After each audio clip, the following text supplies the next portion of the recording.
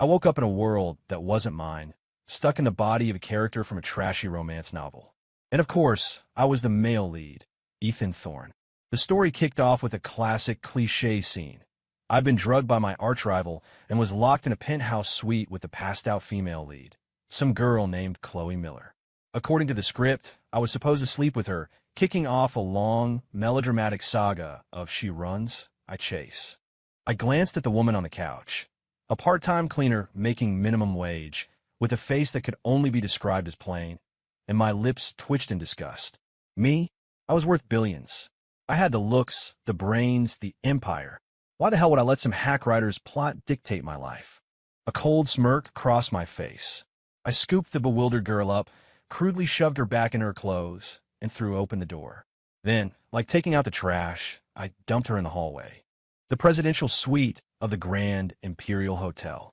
Heat, a vile fire ignited deep in my gut, slithering up my spine, threatening to burn away the last of my self-control. The air was thick with the cloying scent of cheap perfume and stale booze, making my temples throb. A shard of memory, not my own, exploded in my mind. My name is Ethan Thorne, CEO of the Thorne Corporation. Net worth in the billions. Tonight, at a gala, my rival Blake Jensen drugged me.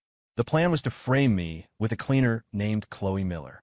Tomorrow morning, paparazzi would burst in, snapping this scandal that would ruin my reputation. My eyes shot open, suddenly crystal clear. Damn it, I've been pulled into a book. I'd actually read this garbage before. The CEO's contract bride. And I was the star. There on the sofa was the leading lady herself, Chloe Miller, clothes half off, face flushed, muttering nonsense in her drunken sleep.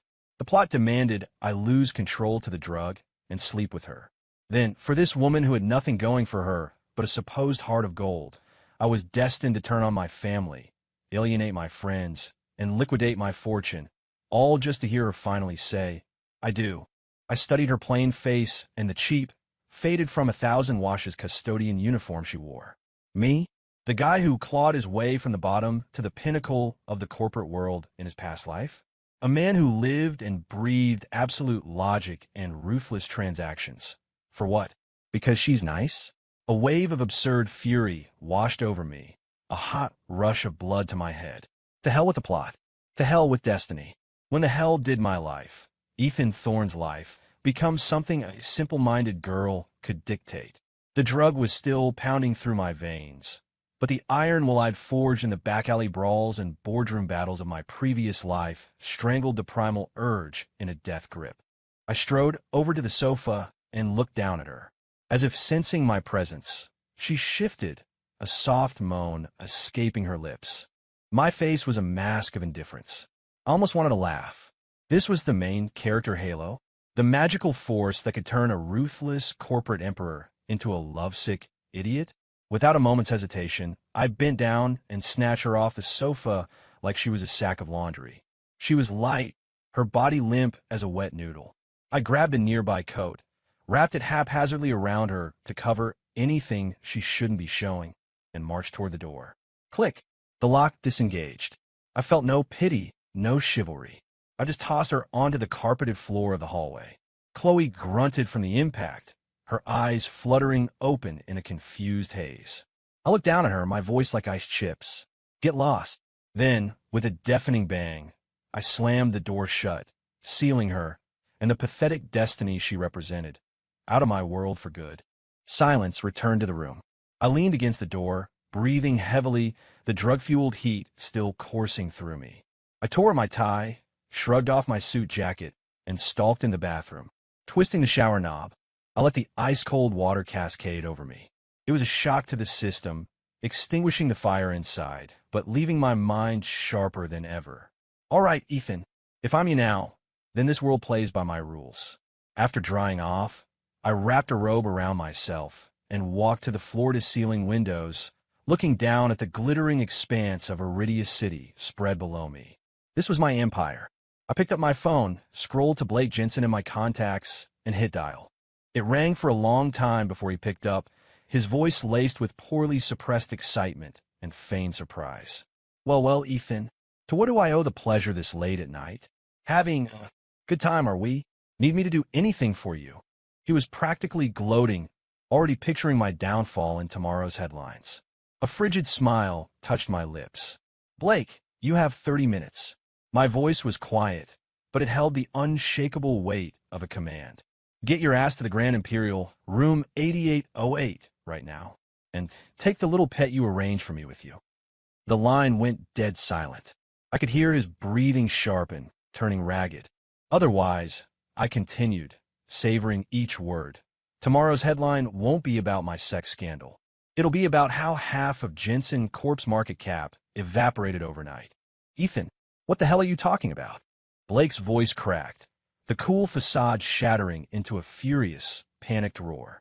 I could picture his face, twisted with shock and rage. I chuckled a low, contemptuous sound. Having trouble understanding? Let me spell it out for you. The woman is currently passed out in the hallway outside my door. The security cameras on this floor? Funny thing, my tech team took control of them half an hour ago. You come here now. You take her away, and we can pretend tonight never happened. But if she's still here in 30 minutes.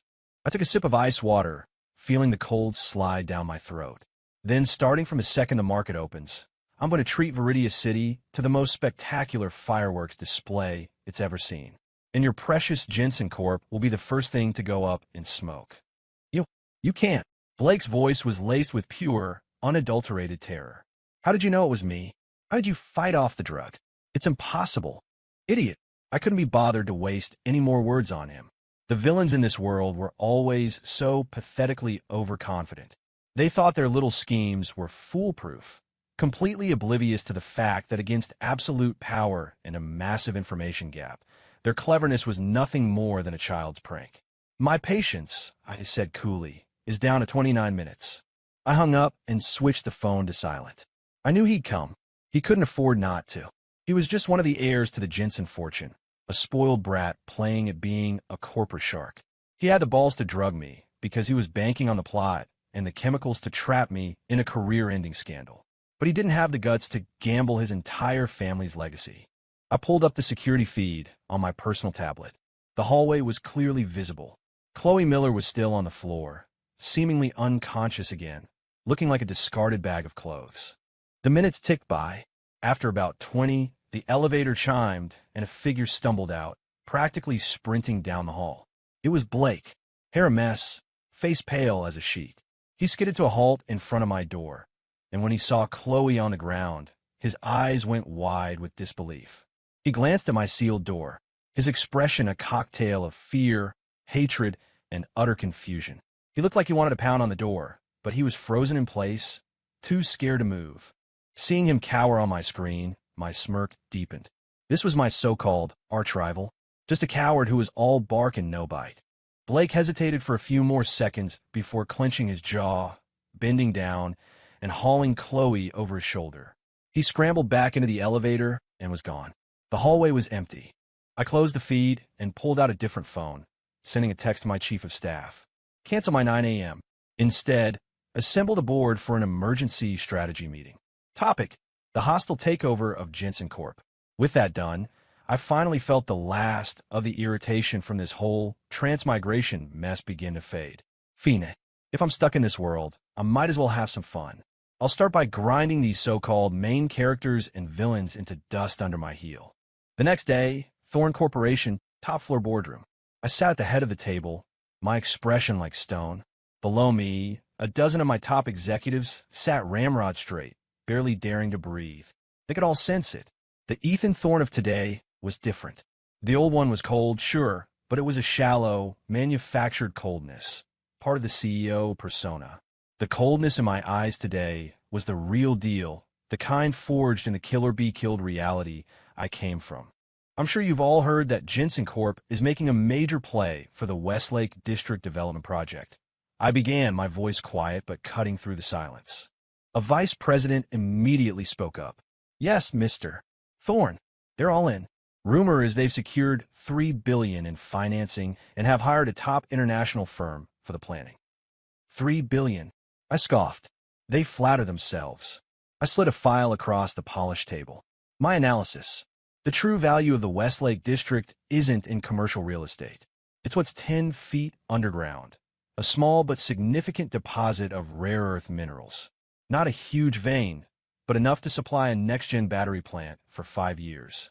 In the next 3 years, green energy is where the real money is. I don't need to explain that to any of you. The boardroom was utterly silent. Everyone stared at me, dumbfounded. Rare earth minerals? How was that possible? The city's own surveyors had missed it. How did Ethan Thorne know? I ignored their shock. Therefore, our goal is not to outbid Jensen Corp for the land. I stood, planting my hands on the table and leaning forward, my gaze sweeping across them like a hawk. Our goal is to wait for them to buy that land for $3 billion, or maybe even more. And then we buy Jensen Corp. The company, the land, all of it. I want Blake Jensen and his father to personally hand back every single dollar they sunk into this project, with interest. I want Jensen Corp wiped off the map of Iridia City. Permanently. My voice was calm, but the sheer, brutal ambition behind my words sent a chill down the spine of every seasoned executive in the room. They looked at me with a new kind of awe and fear. In that moment, they finally understood. The sleeping lion was awake, and his first kill was going to be the fool who dared to poke him. After the meeting, the Thorne Corporation began to move like a well-oiled war machine.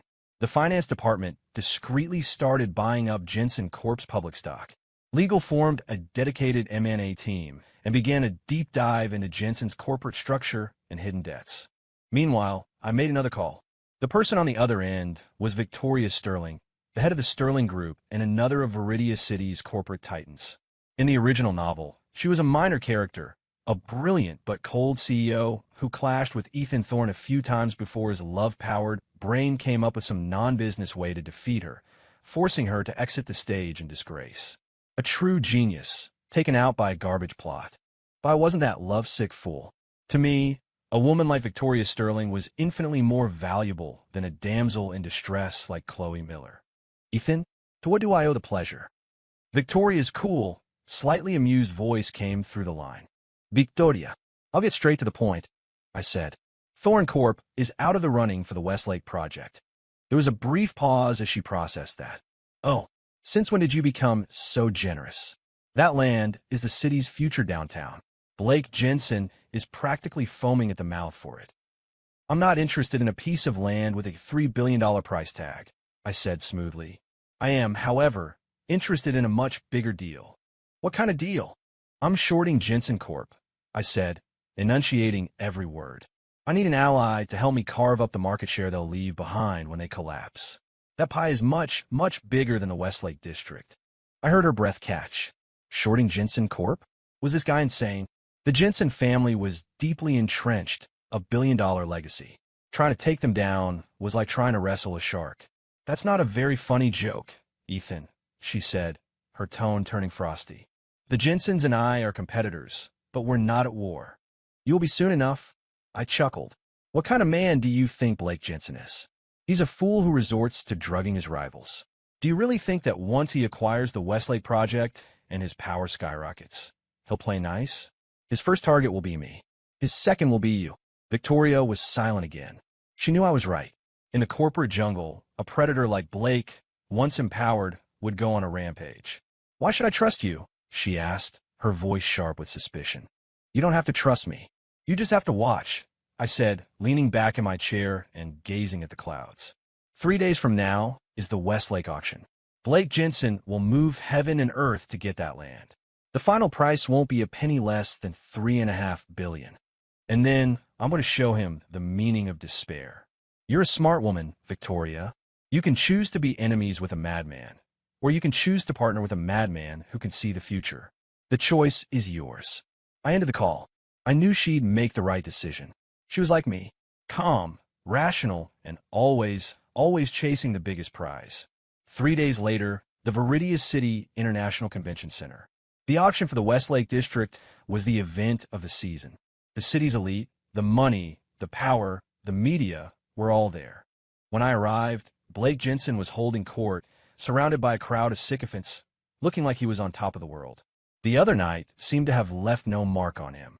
He saw me, and a flash of hatred and fear crossed his eyes, but it was quickly replaced by an even more arrogant smirk. He sauntered over, a glass of champagne in his hand. Ethan, fancy seeing you here, he sneered. I heard Thorn Corp is having some cash flow problems. Can't even afford to bid on the Westlake project? What a shame. A few of his cronies chimed in. Haha, what's wrong, Thorn? You look a little tired. Rough night a few days ago.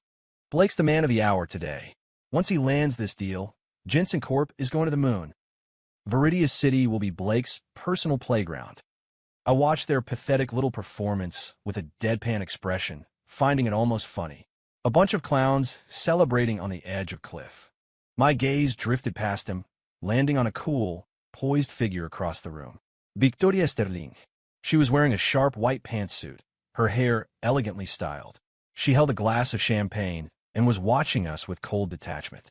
Our eyes met. She gave me a subtle, almost imperceptible nod. I nodded back. The alliance was forged. Blake's face darkened when he realized I was ignoring him. Thorn, who the hell do you think you are, giving me the silent treatment? He hissed under his breath. Don't think you got away with anything the other night. I took care of that little tramp, Chloe Miller. You just wait. After I win today, you're next. Oh, I finally gave him my full attention, my eyes filled with something akin to pity. You took care of her? I shook my head, my voice low enough for only him to hear. Your biggest problem, Blake, is that you're an idiot. Did you really think I had you come get her just so she'd be out of my hair? Do you have any idea that from the moment you stepped out of that elevator, your every move was recorded in high definition? The complete, unedited footage of you carrying an unconscious woman out of room 8808 of the Grand Imperial Hotel. Tell me, what do you think would happen if I sent that to the police? Or if it were to accidentally leak to the press? The color drained from Blake's face. He swayed on his feet, nearly dropping his glass. You're bluffing, he stammered. Feel free to call it, I said, patting his shoulder with a pleasant smile. Gamble on whether I'm bluffing or whether I'm reading you your corporate death sentence. Without another glance, I turned and walked toward the auction hall. Behind me, Blake stood frozen, a chill seeping into his bones. The smug arrogance on his face was gone, replaced by pure, abject terror. The game was just getting started. The auction began. The Westlake District, the final item on the block, ignited the room. The bidding started at $1.5 billion, $1.6 billion, $1.7. A few smaller firms tested the waters before being quickly left behind. By the time the price hit $2 billion, only a handful of major players remained. Blake sat in the front row, still pale, but his eyes were fixed on the stage with a desperate, feverish gleam. This land was his only path to victory. If he secured it, he would be a hero in his family, cementing his position as the sole heir. Only then would he have the power to truly challenge me. He shot a venomous look in my direction. He refused to believe I'd actually leaked the video. It wouldn't do me any good either. It had to be a bluff. If he won today, he won everything. $2.5 billion, an out-of-town developer called. Blake didn't even flinch. He raised his paddle, his voice raspy. $3 billion. The $50 million jump stunned the room into silence. Everyone stared at him. A collective gasp went through the crowd. Was he insane? $3 billion was far more than the land was currently worth. The other developer scowled, shook his head, and lowered his paddle. Blake was the only one left.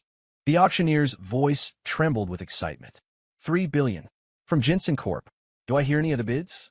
$3 billion going once. A triumphant smirk finally returned to Blake's face. He'd won. He shot me a defiant look, as if to say, see that, Ethan? This is my power. How can you possibly compete with me? I returned his look with a placid smile and slowly, deliberately, raised my own paddle. $3,100,000. My voice was soft, but in the silent hall, it landed like a thunderclap. Every head swiveled in my direction. Ethan Thorn. Thorn Corp. Didn't he say he was out? Why was he bidding? The smile on Blake's face froze. He shot to his feet, glaring at me, his eyes practically bulging out of their sockets. Thorn, what is the meaning of this? I ignored him, smiling politely at the auctioneer. The auctioneer, snapping out of his stupor, banged his gavel. $3,100,000. From Thorn Corporation. $3.1 billion. Blake roared, his voice cracking. He was like an enraged bull, his eyes bloodshot. I remained calm, waiting for him to finish before raising my paddle again. $3.1 billion and $100,000. I only ever added $100,000. Apaltrisum. It was utterly humiliating. It was like I was taking him for a walk. You. Blake was trembling with rage. 3.2 billion. 3.2 billion and 100,000. I countered. 3.3. 3.3 and 100,000. The atmosphere in the room turned bizarre. Everyone understood now. Ethan Thorne didn't want the land. He was just driving up the price. He was publicly shaming Blake Jensen. People looked at Blake's face, which had turned a deep shade of purple, with a mixture of pity and morbid fascination. You could pick a fight with anyone, but you'd have to be suicidal to cross this new, terrifying version of Ethan Thorne. In a quiet corner, Victoria Sterling watched the spectacle unfold, a flicker of something new in her cool eyes. She had expected a subtle, behind-the-scenes attack. She never imagined he would choose to do it like this. On the biggest stage, in the most arrogant way possible, grinding Blake's face into the dirt in front of the entire city's elite. This man was even more audacious and more intriguing than she had thought. 3.5 billion. Blake's voice was a raw, strangled gasp. He was clenching his fists so hard his knuckles were white. This was the absolute limit of the capital he could leverage. He was like a gambler who'd pushed all his chips into the center of the table, staring me down, waiting for me to call. But this time, I'll lower my paddle. I gave him a brilliant smile and made a small, magnanimous gesture. It's all yours. I wasn't bidding anymore. Blake froze. The entire room froze. The auctioneers stammered, T.H. Thorne Corporation. You're not continuing. I leaned back in my chair.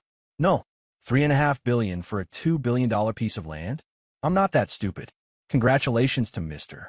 Jensen on his acquisition of Viridia City's most expensive piece of dirt. A snort of laughter broke the silence. Then another. Soon, the room was filled with suppressed chuckles. Everyone was looking at Blake like he was the world's biggest fool. Blake's face went from purple to a deathly gray. He finally got it. He'd been played. From the very beginning, Ethan Thorne had been playing him like a fiddle. He had just paid a premium of $1.5 billion for a piece of land Ethan considered trash. That money hadn't just drained his liquid assets. It had saddled him with a mountain of bank debt. He thought this land was his ticket to victory. Instead, it was the nail in his coffin. A guttural roar escaped his lips, his eyes shot with blood. Thorne, I'll kill you. He lunged at me like a madman. I didn't even flinch.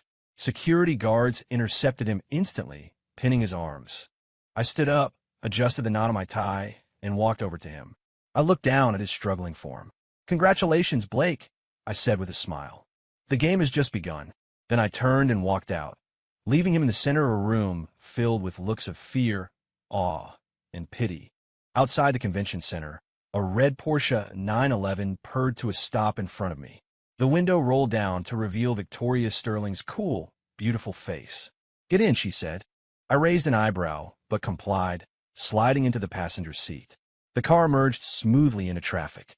That was quite a performance, Victoria remarked, her eyes fixed on the road ahead.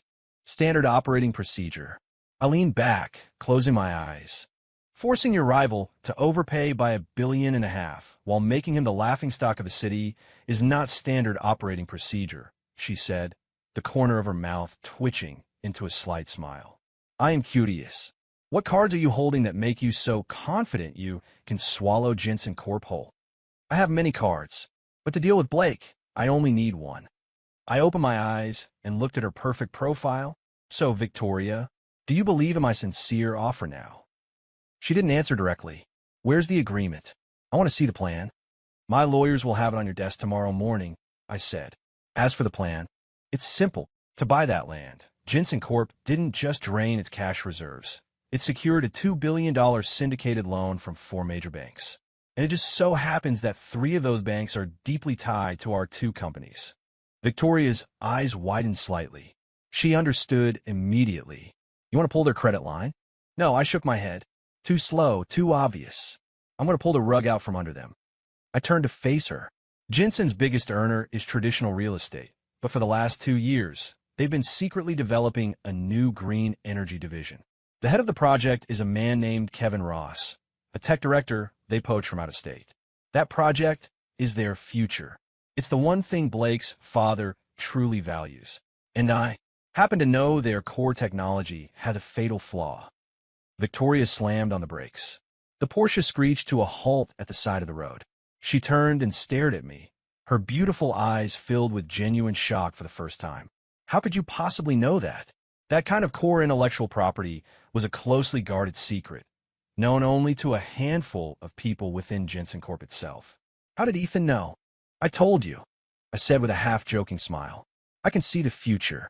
Not exactly, but in the original novel, Jensen's green energy project is what led to their first major crisis after a battery prototype exploded, causing a massive safety scandal. In that timeline, the love-struck Ethan stepped in to save them to win the heroine's sympathy. This time, I was just going to pour gasoline on the fire. Victoria was silent, her expression complex. This man was an enigma, powerful, mysterious, and incredibly dangerous. Partnering with him was like making a deal with the devil, but it was also undeniably thrilling. I need proof, she finally said. Of course. I snapped my fingers. You can have your people start digging right now. Check who supplies the batteries for Jensen's green energy project. It's a small firm called Apex Technologies. Their battery separators lose 30% of their stability in high-temperature environments. And before the auction, I had my team acquire a controlling interest in Apex. Victoria's breathing stopped. She looked at me as if I were a demon, pulling the rug out. This was what he meant. He didn't just know about the flaw. He had bought the company that manufactured it. From the very beginning, Jensen Corp's fate had been resting in the palm of his hand. The auction was just the appetizer. This was the kill shot. Ethan. Victoria's voice was a little hoarse. What kind of man are you? A man who doesn't like loose ends, I said, looking at her seriously. And Blake Jensen is a loose end. So I have to eliminate him, and his ability to ever cause trouble again, completely. A long silence filled the car. Finally, Victoria restarted the engine. Pleasure doing business with you, she said, her voice no longer icy, but carrying a new, unreadable tone. I knew, in that moment, that the Ice Queen of Iridia City was truly on my side, and the death knell for Jensen Corp had just been sounded. Back at the office, my executive assistant, Lena, met me by the elevator, a strange look on her face. Mr. Thorne, there's a Miss Miller, who's been waiting for you in the lobby all afternoon. Miss Miller? It took me a second to realize who she meant. Chloe Miller, the heroine I'd tossed out of my room. My brow furrowed in annoyance. This woman was like a bad penny. Get rid of her, I said coldly, heading for my private elevator. But, sir, Lena hesitated, hurrying after me. She said she has something very important to tell you about the other night. She said if you don't see her, she'll wait here forever. I stopped and turned my eyes like ice. Lena, was I unclear? I repeated. I said get rid of her. Lena flinched at the cold fury in my voice and quickly bowed her head. Yes, sir. I understand. As she scurried away, my irritation grew. Another cliché plot point. The persistent heroine, acting mysterious, thinking she holds some secret that gives her leverage over me. Pathetic. I dismissed it from my mind and got to work. Half an hour later, my desk phone buzzed. It was the front desk. Mr. Thorne, sorry to bother you. The woman downstairs, Miss Miller, she refuses to leave. She's threatening to call the police. The police? I laughed out loud. What was she going to report? That I threw her out of my room? Or that I didn't follow the script and sleep with her? Let her, I said calmly. And please inform her that Thorne Corporation's legal department would be delighted to discuss her involvement in a conspiracy to drug and blackmail me. I hung up. Finally, some peace and quiet. I thought that would be the end of it, but I had underestimated the persistence of the main character Halo. That evening, as I was leaving work, I saw her. A small, stubborn figure still standing in a corner of the grand lobby. Chloe Miller. She looked exhausted, her face pale and her eyes red-rimmed. The moment she saw me, she rushed forward as if I were her last hope. Mr. Thorne, Mr. Thorne, please wait. Security guards immediately moved to intercept her. Let me go. I have to talk to him, she struggled. I walked past without a glance, as if she were invisible. Ethan Thorne. Seeing my indifference, she finally broke down, screaming my name. I know who set you up. It was Blake Jensen. He paid me to go to your room. I have a recording. She thought that secret was her trump card. I finally stopped, not because of her recording, but because her stupidity had officially crossed a line and pissed me off. I turned and walked slowly back toward her. The guards backed away. I stood over her, my gaze devoid of any warmth, as if I were looking at something inanimate. And I asked, my voice as cold as an Arctic wind. She flinched, but managed to summon her courage, pulling a small digital recorder from her pocket and holding it out. I have proof. I can testify against him. I don't want anything. Please don't fire me. I really need this job. My brother's in college, my mom. She dissolved into a pathetic, sobbing story. I looked at the recorder, trembling in her hand, and suddenly, I smiled. This is your leverage? I reached out and took it from her. Then, right in front of her, I squeezed. Crack. The plastic casing shattered. The expression on Chloe's face froze. She stared at me in disbelief, unable to comprehend what I'd just done. You think I need your pathetic little proof to deal with Blake Jensen? I took a step closer, my voice a low, cruel whisper. You made a serious miscalculation, Chloe. In my world, you and Blake Jensen are exactly the same. You're both trash. The only difference is that he's inconvenient trash that I need to clean up. You're the kind of trash I can't even be bothered to look at. I dropped the shattered remains of the recorder at her feet. Now, take your sob story and your brother's tuition and get out of my world. For good. Otherwise, I will personally show you what real despair feels like. Without another look at her ashen face, I turned and left. Behind me, I could hear her suppressed, broken sobs. Annoying, but not my problem. This world didn't revolve around her. At least, my world didn't. With that minor annoyance dealt with, my plan moved into high gear. Under joint pressure from me and Victoria, the three banks that had financed Jensen's deal began citing increased risk and demanding more collateral and early repayment of their loans. The news hit Jensen Corp like a bomb. The $3.5 billion land deal had already drained their cash. Now, the banks were turning the screws. Their financial situation became a tightrope walk over a canyon. Blake's father, Marcus Jensen, an old fox who'd survived decades in the corporate world, immediately knew how serious it was. He personally called in every favor he had, trying to smooth things over with the banks. But against the ironclad alliance of Thorne and Sterling, all his efforts were useless. The Jensen family was in chaos. And that's when I played my second card. I had Lena schedule a press conference under the Thorne Corp banner. The topic, Thorne Corporation's strategic leap into green energy. In front of every major media outlet in Viridia City, I announced that Thorne Corp was officially entering the next-gen battery market, and we had already successfully developed a revolutionary new graphene solid-state battery. This battery had 3 times the energy density of traditional lithium-ion batteries, charged 5 times faster, and was completely safe. It would never explode. To prove it, I played video. In it, our technicians subjected the sleek, silver battery to brutal torture tests. They drilled into it, burned it with a blowtorch, even smashed it with a sledgehammer. The battery remained intact, its power output stable. Then, for comparison, we showed another battery, the exact same model source from Apex Technologies that Jensen Corp was using. Under the same tests, a single steel needle piercing its casing caused it to instantly smoke, swell, and then detonate in a violent explosion. The blast ripped the test dummy to shreds. The press conference went silent. Every reporter stared in horror. They all understood what that video meant. Thorne Corporation owned the future, and Jensen Corp, which was building its future on a ticking time bomb, had no future at all.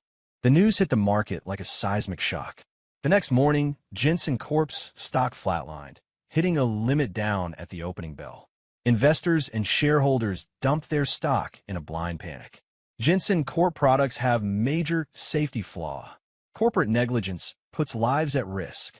We want our money back. Panic spread like a plague. Homeowners in Jensen-developed properties started organizing to demand refunds. The walls were crumbling. The once mighty Jensen Corp, under my relentless assault, was on the verge of total collapse. The Jensen family estate, the study, crash. An antique vase shattered against the floor. Marcus Jensen was shaking with rage, his face ashen. Useless. All of you are useless, he roared, pointing a trembling finger at Blake. This was your foolproof plan? This was the future you guaranteed me? It's over. Everything is over. Blake knelt on the floor, trembling uncontrollably, unable to speak. He never imagined my counterattack would be so swift, so brutal, leaving him no room to breathe. It was Ethan. It was Thorn. Blake finally screamed, his voice filled with terror and rage. Dad, it was him. He was planning this from the start. Of course I know it was him. Marcus kicked him hard in the chest, sending him sprawling. My only regret is not having you kill him when you had the chance. For a moment, real murderous intent flashed in the old man's eyes, but it was quickly replaced by a profound sense of helplessness. It was too late. Stock price in free fall, banks calling in loans, customers demanding refunds, suppliers cutting them off. The wolves were at the door. Jensen Corp was teetering on the edge of the abyss. Dad, what do we do? What do we do? Blake clutched his father's leg, sobbing like a child. Marcus closed his eyes, his face a mask of agony. After a long moment, he opened them again, looking as if he'd aged 10 years. Get the car ready, he said, his voice raspy. Where? Where are we going? Thorn Tower. Marcus's eyes were filled with humiliation and defeat. I'm going to beg. I'm going to beg Ethan Thorn to spare our family. Thorn Tower, CEO's office. I stood at the window, gazing down at the city below. Lena knocked and entered. Mr. Thorn, Marcus and Blake Jensen are downstairs. They're begging to see you. Oh, I turned, a smirk playing on my lips. Let them wait. Yes, sir. I knew Marcus would come, but for him to break this quickly was a pleasant surprise. I'd overestimated the old fox. I took my time, reviewed some documents, and savored a cup of fresh Blue Mountain coffee. An hour later, I buzzed Lena. Send them up. The door opened and Marcus and Blake entered. The once powerful patriarch looked haggard and humbled. Blake was even worse, shuffling behind him like a beaten dog, not even daring to meet my eyes. Mr. Thorn, Marcus began, forcing a smile that was more painful than a grimace. I said nothing, simply watched them from my chair. The silence in the office was suffocating. Marcus's smile froze on his face. He stood there awkwardly, not knowing what to do. Finally, with a deep breath, he did something that clearly shocked Blake.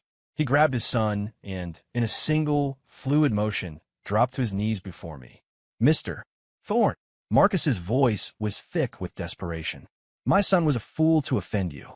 As his father, I failed to teach him properly. Please, accept my apology.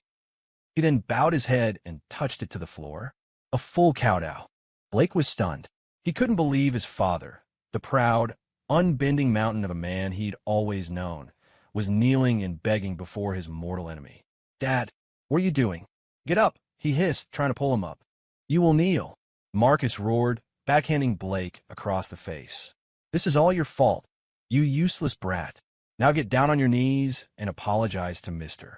Thorn. The slap stunned Blake into silence. He looked at his father's bloodshot eyes, at the raw humiliation and despair within them, and finally his own pride shattered. He knelt and bowed his head. Mr. Thorn, I'm sorry. I was wrong.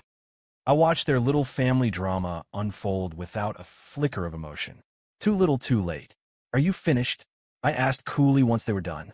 Marcus looked up, his face a mess of tears and sweat. Mr. Thorn, please, I'm begging you, have mercy on us. Spare the Jensen family. I will.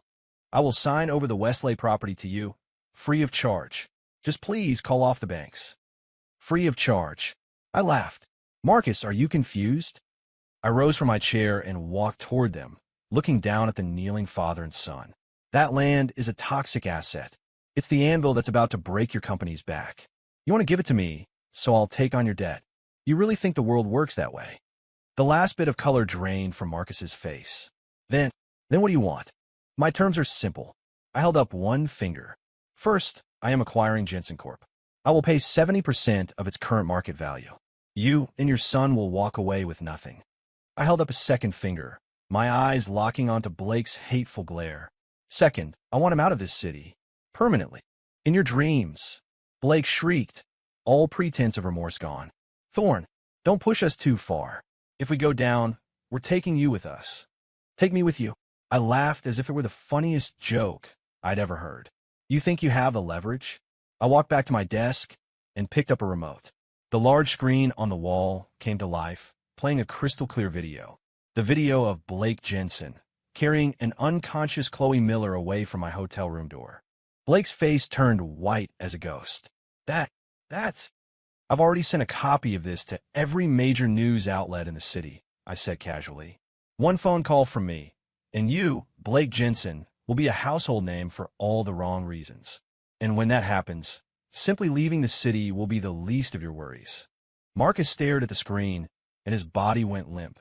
He collapsed onto the floor. He knew it was over. There was no way out. Ethan Thorne had never intended to let them survive. He wanted them annihilated. I agree. Marcus whispered, every ounce of strength gone from his body. Dad! Blake cried out in despair. Shut up. Marcus roared with his last bit of energy. Do you want to drag our entire family down with you? He sagged, aging decades in a single moment. I nodded, satisfied. Lena, please escort Mr. Jensen to the legal department to sign the transfer documents. Then I looked at the broken man on my floor. Blake, I said with a pleasant smile, you have 24 hours to get out of Iridia City. I'm not a patient man. The Jensen family fell. The billion-dollar dynasty that had once been a pillar of Iridia City was crushed and absorbed by Thorne Corporation in less than a week. The news sent shockwaves through the entire business community. My name, Ethan Thorne, became a whispered legend, spoken not with envy, but with fear and reverence. The city had a new king. Blake Jensen vanished, fleeing the city like a coward. Marcus Jensen suffered a major stroke the night he signed away his company and was confined to a hospital bed, likely for the rest of his life. The fall of a dynasty was nothing more to me than a Tuesday. I stood on the top floor of my tower, looking out at the city that now bowed to me, and felt nothing. This was just the beginning. My phone buzzed. A text from Victoria Sterling. Victory dinner? I smiled and typed back. Address. It was only right to celebrate with my new ally. The venue was a private club overlooking the river. Victoria was already there, dressed not in a power suit, but in a stunning black evening gown that was both elegant and dangerously alluring. Congratulations, Ethan, she said, raising her wine glass. Or should I say, the king of Iridia City. We're partners, Victoria, I replied, clinking my glass against hers. This city belongs to both of us. She gave me a long, searching look, a genuine smile gracing her lips. Being your partner is a high-pressure job, she said softly. I keep worrying I'll end up like Blake Jensen. You won't, I said, meeting her gaze. You're too smart and too ruthless. And most importantly, you and I are the same kind of people. We were predators, not prey. Her smile widened, a rare, breathtaking sight. To us, she said, raising her glass again. And to our world. Cheers. We drank. Outside, the city lights sparkled. A new era had begun. Just then, my phone rang, a number I didn't recognize. I answered, my brow furrowing. Hello. A cold, imperious voice answered. Is this Ethan Thorne? This is Franklin, with the Thorne family. In New York. New York. The Thorne family. Memory fragments from the novel surfaced. The main character, Ethan Thorne, wasn't from Iridia City. He was the outcast son of a ridiculously powerful New York dynasty, exiled to prove his worth. This call. We know what you've been doing, the voice continued, dripping with condescension. Your grandfather has taken notice. Mr. Arthur Thorne has decreed that you are to return to New York at once. Your trial period is over. Trial period? I almost laughed. And if I say no? The man on the other end was clearly taken aback. His tone hardened. Ethan, remember your place.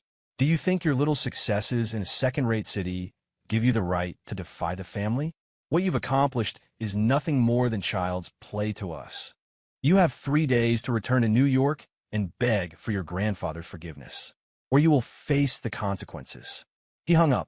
I stared at the phone, my expression turning to ice. The Thorne family. Consequences.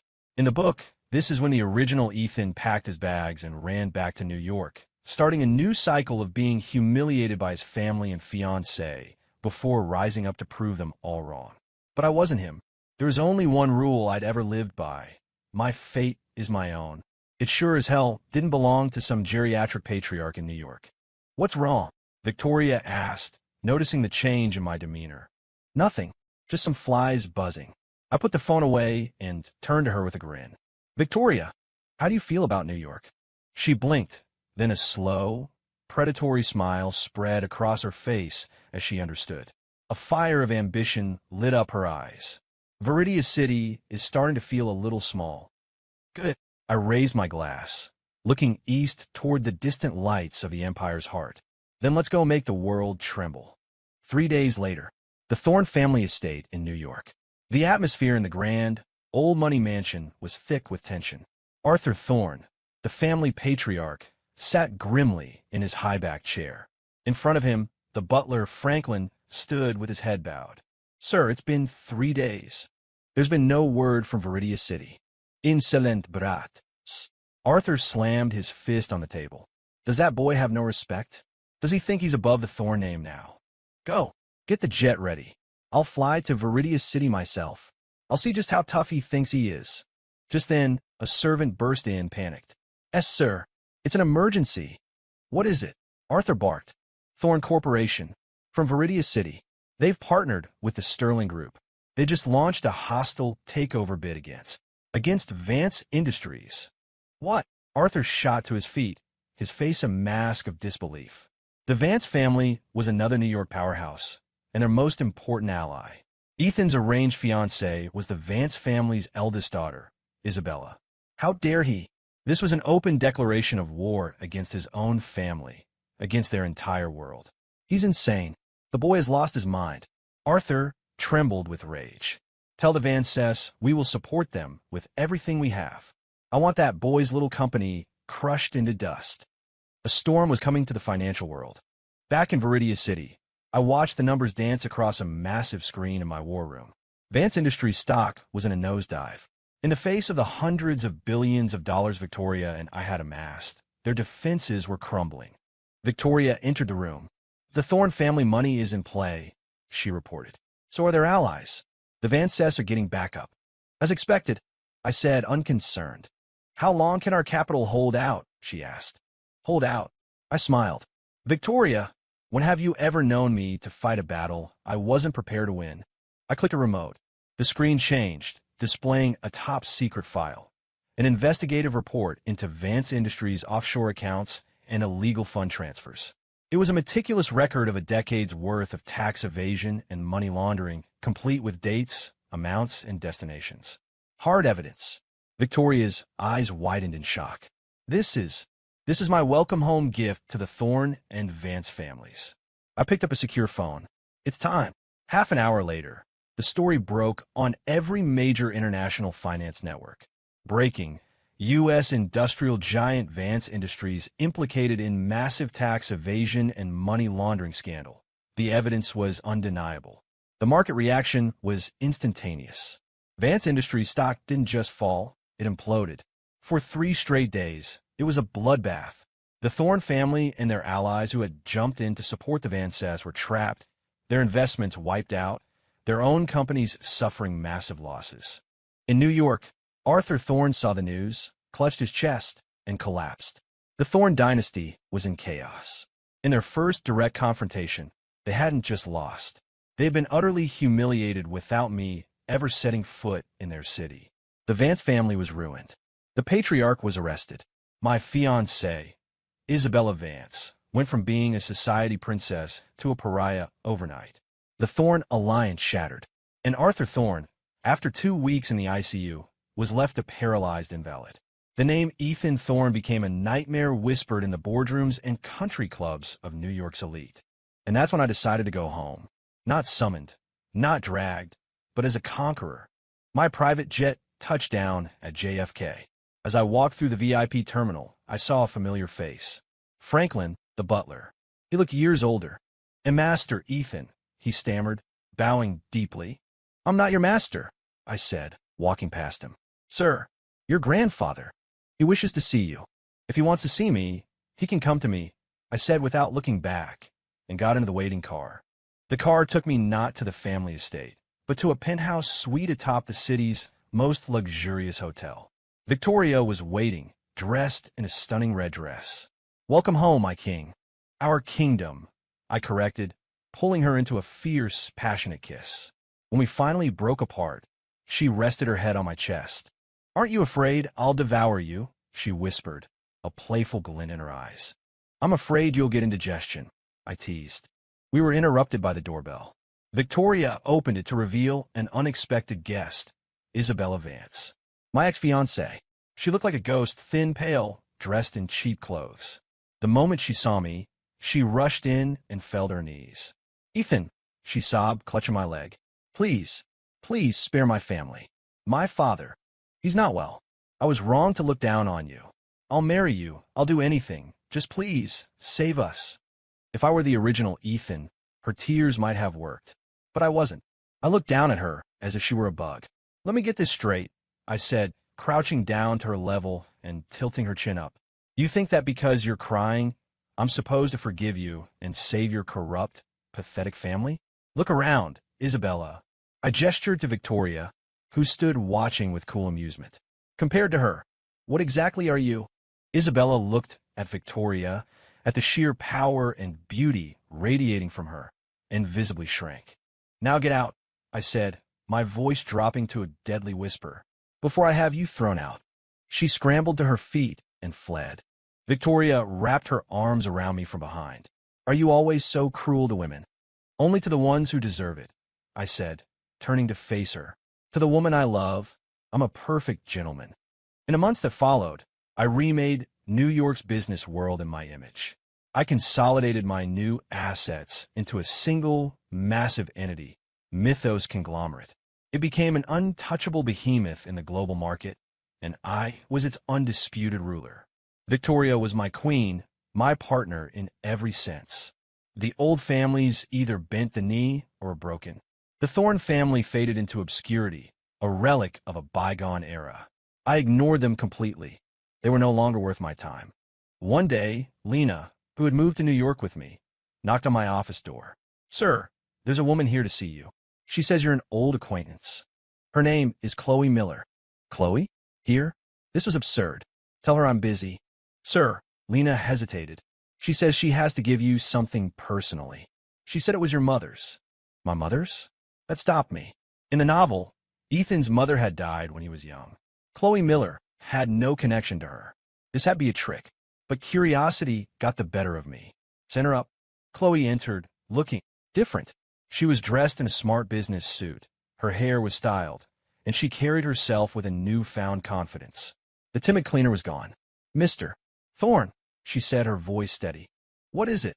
I asked, leaning back in my chair. She placed a small, old wooden box on my desk. "I found this going through my mother's things after she passed," she explained. "Years ago, my mother worked as a nanny here in New York for a woman named Serafina. When Serafina fell ill, she gave this box to my mother and made her promise to one day give it to her son, who had been sent to live with a powerful family named Thorne. My mother's name was Serafina Hayes." I opened the box. Inside was a faded photograph of a beautiful woman holding a young boy, and a letter. "My dearest Ethan," the letter began, the handwriting faint. "By the time you read this, I will be gone. The Thorne family would not allow a dying woman to remain with your father, or for you to have sick mother. They sent me away, but I am leaving you your true birthright. Do not hate the Thornes, but remember, you are not just a Thorne. You are my son. You are a Hayes. Our family's legacy, our power, is hidden. Find it. It will protect you. Look for the phoenix." At the bottom of the letter was a drawing of an intricate phoenix crest, the crest of a shadowy, all-powerful global organization mentioned late in the novel, the Phoenix Conglomerate. My mother's family. My inheritance. I looked up at Chloe, a whirlwind of thoughts in my mind. It was a cosmic joke. I had done everything possible to escape the novel's plot, to cast aside the designated heroine, only for her to deliver the ultimate key to my power. "What do you want?" I asked her, my voice softer than before. "Money? A job." She had, however inadvertently, done me a great service. She shook her head, a small, genuine smile on her face. "I don't want anything. Fulfilling my mother's last wish is enough. Besides," she added, a hint of pride in her voice, "I'm a junior executive at a tech firm now. I'm doing just fine on my own." For the first time, I felt a flicker of respect for her. "All right," I said, pulling a card from my desk. This is my personal number. If you ever run into trouble in this city that you can't handle, call me. I owe you one. She took it, nodded, and left.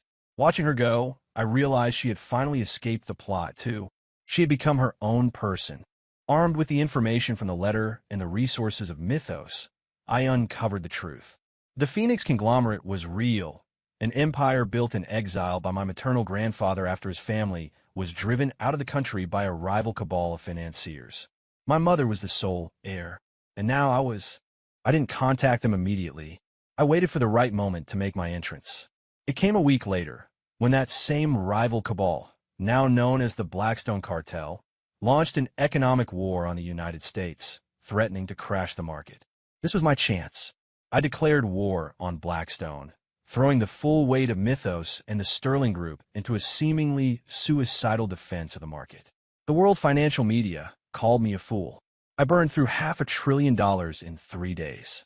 Then, on the fourth day, the Phoenix arrived. Unwilling to see their founder's heir fight alone, the conglomerate unleashed its full, terrifying power. Trillions of dollars flooded the market. The Blackstone cartel didn't stand a chance. They were wiped out in a single trading session. The market roared back to life. I had not only won, but my legend was cemented. I had saved the economy. I had become a god. At the next meeting of the Phoenix conglomerate's board, the old guards who had served my grandfather bowed to me as one. I was their new leader. My first order was simple: eradicate every last trace of the Blackstone cartel and their families from the face of the earth. It took 6 months of brutal, relentless corporate warfare, but we succeeded. I had avenged my mother's family. I stood atop the world, with absolute power and limitless wealth. And I felt empty. Then, Victoria wrapped her arms around me. "What now?" I asked her. She smiled. "Now you get to live. You've conquered the world, Ethan. It's time to conquer your own life." 3 years later, Viridia City, a quiet, tree-lined street, a small coffee shop named T&S Cafe, had its grand opening. A man in a simple white shirt sat at a grand piano, playing a soft melody. A beautiful woman with a warm smile served coffee behind the counter. It was us. We had left the empires behind, handed them off to our most trusted people, and returned to where it all began. We lived a simple, quiet life. It was perfect. One afternoon, the bell on the door chimed. A confident, well-dressed woman walked in. It was Chloe Miller. She smiled when she saw me, a genuine, friendly smile. "Long time no see, Mr. Thorne." "You too, Chloe," I replied. She ordered coffee from Victoria, and the two of them chatted easily. My wife, and the woman who was supposed to be my destiny, talking like old friends. The plot was well and truly dead. Everyone had found their own happy ending. After Chloe left, I walked over and wrapped my arms around Victoria. "Tired?" "Never," she said, turning to kiss me. "Not with you." The afternoon sun streamed through the window, warm and bright. I held my wife, my queen, my entire world, and felt a sense of peace I'd never known. "I love you," I whispered. Her smile was my answer. "I love you too." The world outside could keep spinning. Right here was everything I would ever need. End.